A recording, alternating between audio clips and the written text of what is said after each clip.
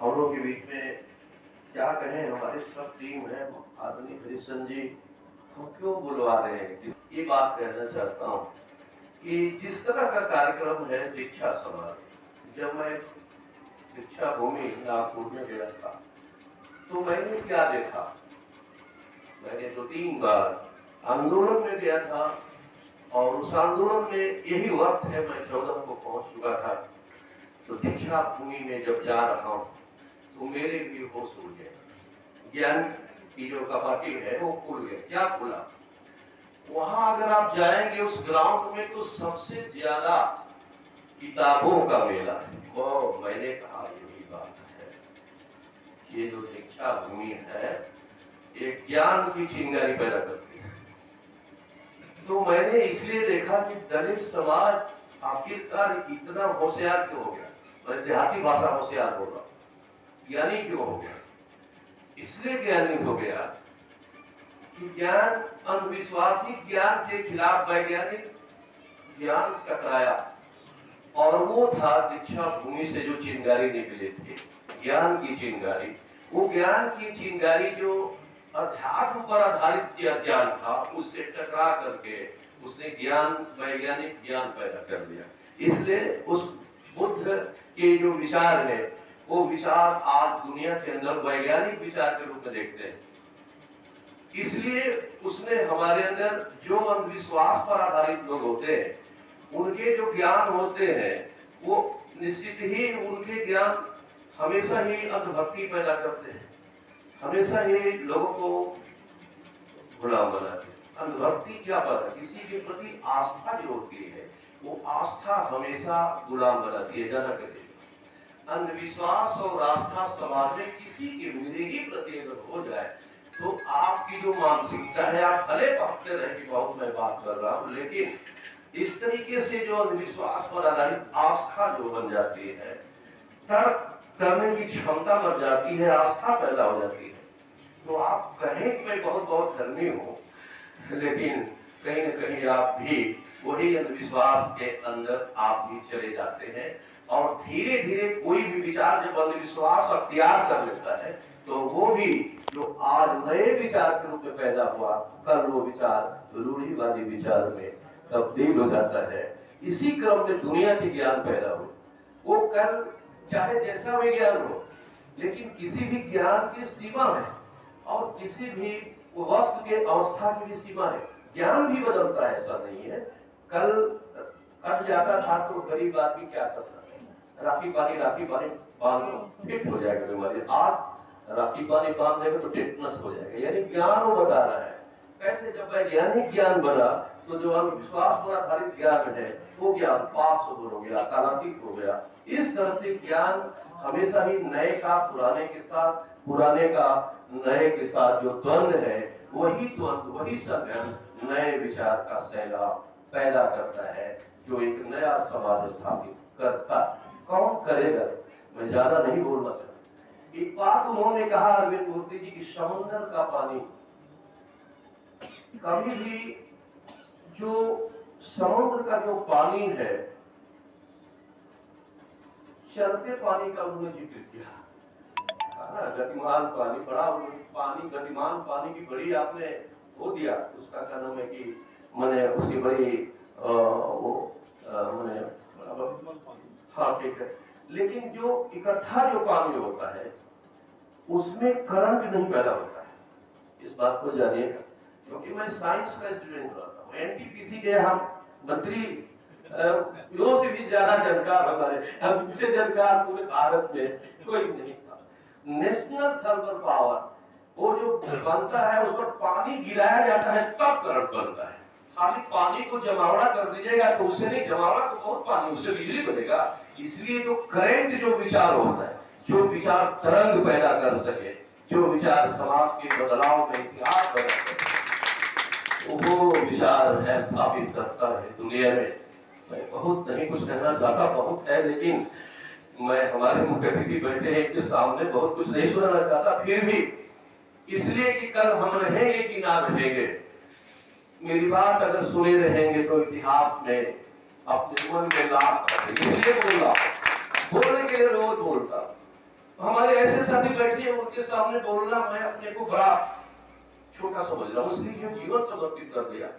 समाज के लिए जिन लोगों ने जरा सा भी अपना कुछ नहीं देखा, मेरे बच्चे सड़क पर भीख मांग रहे हैं, कि मेरे बच्चे बाबा साहब भीमराव अम्बेडकर की पत्नी रमाबाई, उनके बेटा मर जाते हैं, रोज रटते हैं और कहते हैं कि बाबा साहब अरे आपके पास पैसे नहीं है तो मेरा आंचल फाड़ के और आप दाह संस्कार कर दो। आज भी धरती वीरों से खाली नहीं। अपना बेटा सड़क पर घूम रहा है, भीख मांग रहा है, वो अपने बेटे को सड़क पर, अपनी बेटी को सड़क पर भीख मांगते हुए देखता है, कहीं नजरों से देखता है, अपनी माँ को भी भीख मांगते देखता है। तब भी उसके सीने में दर्द है, वो सोचता है कि जो मेरी बेटी और जो मेरे परिवार की यही हालत, यही पूरे देश की जनता की हालत है, इसलिए मैं इस लड़ाई को संचालित करना चाहता हूँ कि मेरे बेटे के साथ पूरे देश की माँ और बेटे की मुक्ति हो जाए। यह विचार रखने वाला व्यक्ति भारत नहीं पूरे दुनिया में महान। इसलिए कौन बनेगा समुद्र का पानी, अरे वो करंट एनटीपीसी। यही बात मैं करके अपनी बात करना चाहता हूँ। यूरेनियम धातु होता है ना, जब विस्फोट करेंगे तो एक से एक से उसको विनष्ट करना बड़ा मुश्किल होता है। इसलिए मैं कहना चाहता हूँ कि मेरे दोस्त, ये जो ज्ञान की चिंगारी है हम सब में होना चाहिए। ज्ञान भी बदलते हैं, हमेशा ये ज्ञान जिंदगी भर काम करता रहेगा ऐसा नहीं। मार्क्स कहते हैं कि ऐतिहासिक द्वंद्वात्मक है, किसी इतिहास खंड में जो काल में घटना घटी वो आज नहीं है, उससे मत जोड़ो, केवल उसके बारे में उसी समय देख दो। जैसे मैं पैदा हुआ होगा, एक पिटे का झुरिया लगा होगा, मेरे पिताजी मेरे माता जी आज का देखिए रामेंद्र जी वही 50 साल पहले वाला झुरिया पहन लीजिए, कितने लोग पहनेंगे? कोई पहनेगा? कोई बता दे कि हाँ पहनेंगे, अब नहीं पहनेंगे। इसका मतलब क्या है कि विचार भी वस्तु भी बदलता है। और इसलिए एक बात मैं कहकर अपनी बात करूंगा, जब आप कहते हैं कि वैज्ञानिक विचार, क्या है वैज्ञानिक विचार में? अरे खाली कहने से वैज्ञानिक विचार नहीं, हम बहुत वैज्ञानिक विचार जानते हैं। और उन्होंने बुद्ध ने कहा कि अनित्य है, उसने कहा कि ये है, वो सच है कि वैज्ञानिक विचार। लेकिन वैज्ञानिक विचार का मतलब क्या है, यही बात आपकी अपनी बात खत्म कर देता। वैज्ञानिक विचार का मतलब है कि किसी भी विचार का जो आधार है आसमान नहीं, किसी भी विचार का जो आधार जो पैदा होता है वो वस्तु, ये है वैज्ञानिक, ये है वैज्ञानिक। तो अगर गरीबी है तो किसी ने सोच लिया कि ईश्वर ने लिख दिया कि भाई तुम गरीब हो गए, और जिसके किस्मत में लिख दिया तो ये आईएएस हो गए साहब हमारे। तो ये जो ज्ञान का ये जो आधार जो रहा है, ये ज्ञान का आधार अंधविश्वास पर आधारित है।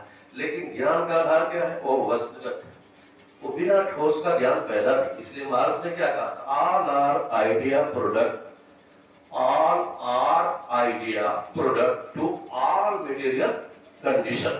कोई भी ज्ञान दुनिया का जो पैदा होता है वो बिना मटेरियल का पैदा नहीं हो सकता। उसी कंडीशन में भी मुस्लिम धर्म क्या है, क्या बोलते हैं इस्लाम, वो भी इस्लाम भी एक उसका बड़ा मान्य है, ऐसा नहीं है। एक बुर्जुआ डेमोक्रेसी जिसके खिलाफ आज बोल रहे, जो कल पैदा हुई फ्रांसीसी क्रांति ने, जिसने दुनिया के अंदर मानवाधिकार पैदा किया, ह्यूमन राइट दिया, लोकतंत्र खड़ा किया। एक बात ये मैं कह के बात अपनी खत्म कर रहा हूँ, ये जो लोकतंत्र है जितना भी संकट देख रहे हैं ये इसी व्यवस्था का वो हस्र है। ये बात मैं कहते रहा। बहुत हो सकता है चोट लग सकती है आपके मन में, बहुत हो सकता है कि आघात लग सकता है, लेकिन विचार के क्षेत्र में, तर्क के क्षेत्र में, तर्क के क्षेत्र में तर्क करते समय उस सारे आधारों को देखना चाहिए। इसलिए ये संकटग्रस्त जो व्यवस्था है, यही व्यवस्था ने मोदी को पैदा किया, यही व्यवस्था ने योगी को पैदा किया है। और जितने गड़े हुए मुद्दे हैं उन सबको उखाड़ देगा, ताकि आप उसी में भ्रमित रहिए और जो असली खेल है वो नकली में बदल जाए, उसके खिलाफ कोई आंदोलन नहीं। ये बात है। इसलिए मैं कहना चाहता हूँ कि आंदोलन कौन करेगा? हो गया। कोई कहता है, जब हम अपने को सोचता हूं, मैं किससे कहूं चलो राजा की आंदोलन करी जाए, अपनी एक जिम्मेदारी दायित्व बोध जिसको कहते हैं। जब हमको कोई आजाद करता है तो सोचता हूँ कि मैं आजाद, जब कोई कहता है कि छोटे अम्बेडकर है तभी बड़ा सोचता हूँ, जब कोई कहता है कि उत्तर प्रदेश में लेनिन पैदा हो गए बड़ा सोचता हूँ, शर्म आती है मुझे। क्या शर्म आती है कि मेरा नाम ऐसा ऐसा हो रहा है और उस तरह का मैं काम नहीं करूंगा तो होगा क्या। मैं अपने मन में सोचता हूँ कि कब तक उन सभी लोगों की मनसा को पूरा कर सकूंगा, और अब मेरा जीवन अगर समाज की मुक्ति के लिए अगर वो संपूर्ण जीवन अगर उसमें मेरा समाप्त हो जाए तो मैं समझूंगा यही मेरी जिंदगी की असली उपाधि है, यही मेरा जीवन है। और मैं समझूंगा कि बाबा साहब का एक रोवे के बराबर मैं व्यक्ति हो सकता हूँ, लेनिन के एक रोवे के बराबर हो सकता हूँ, मार्क्स के एक रोवे के बराबर हो सकता हूँ, माननीय हरिश्चंद्र जी के एक अंगुली के बराबर हो सकता हूँ। तब मैं अपने दायित्व को समझूंगा कि पूरा है। और इसीलिए 4 दिन से मेरे घर पर पुलिस छापा मारती थी, सब कुछ करती रही, लेकिन मैंने कहा, सीओ ने मुझसे लिख के कहा कि राघवेंद्र जी लिख दीजिए कि मैं किसान आंदोलन मोदी योगी जी का अडानी अंबानी का पुतला नहीं फूकूंगा। मैं कहा सर सब कुछ छोड़ प्राण त्याग सकता हूँ लेकिन ये नहीं सकता हूँ, आप चाहे मेरे लिए कुछ भी सजा दीजिए। तो मैंने भी सोचा सच के लिए लड़ना, अगर सच ही कहना बगावत है तो समझ लीजिए कि बागी है, और बगावत ही समाज के पुराने धारा को बदले, डेमोक्रेसी है, सब कुछ आया। इसलिए इस लोकतंत्र को बचाना है और बचाने के लिए हमको आगे बढ़ना है। अब बाबा साहब की दीक्षा को भी बचाएंगे। इन्हीं बातों के साथ मैं अपनी बात को समाप्त करता हूँ। पूरी बात अगर मुझसे